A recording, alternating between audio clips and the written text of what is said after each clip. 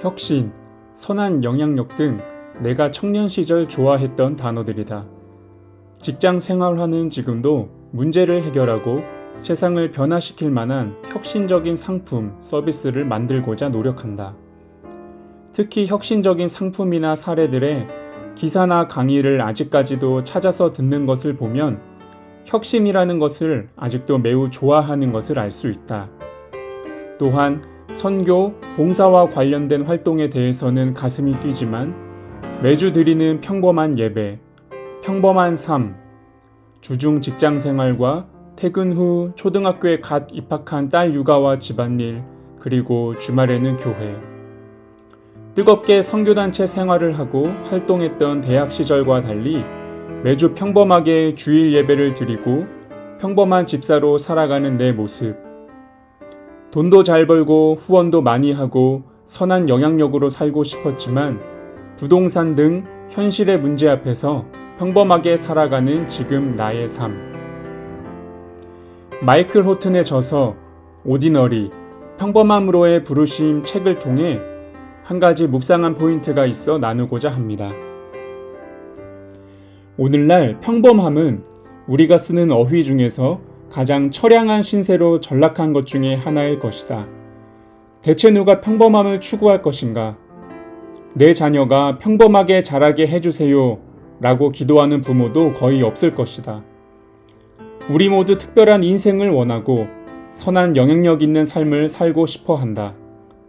그러나 때론 이런 상황이 우리를 피곤하고 지치게 만들 수 있다는 것이다. 특히 교회 안에서도 마찬가지이다. 최상의 것을 혁신적이고도 매우 빠르게 위대한 결과를 만들어내고 싶어 한다. 하나님께서 평범한 은혜의 수단을 통해 놀라운 선물을 풍성하게 베풀어 주신다는 사실을 잊어버린 건 아닌지 돌아본다.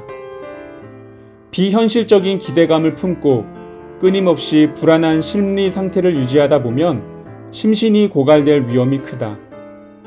물론 세상의 변화나 혁신을 요구하는 것이 모두 비성경적이거나 틀린 것은 아니다.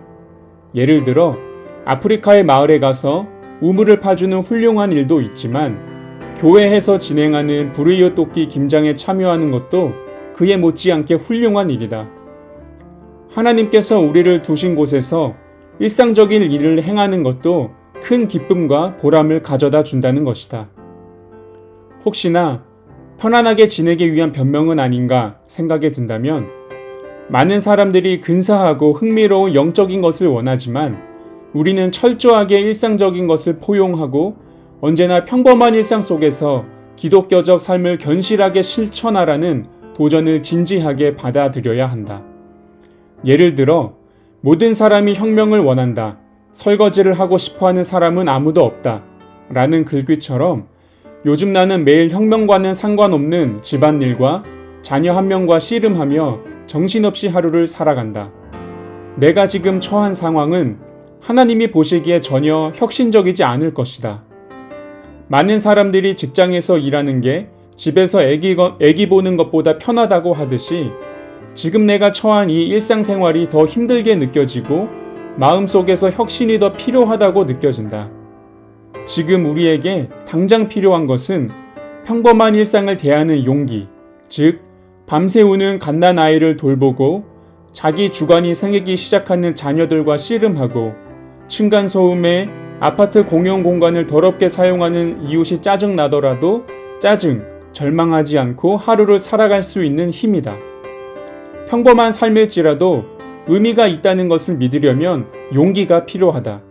혁신적이거나 흥미로운 일을 하지 못할지라도 주님이 나를 지켜보며 사랑하시는 것으로 충분하다는 것을 알려면 은혜가 필요하다는 것이다. 개인적으로 이 고민에 있어 정답과 같이 살아가는 모습을 부모님을 통해 알 수가 있었다.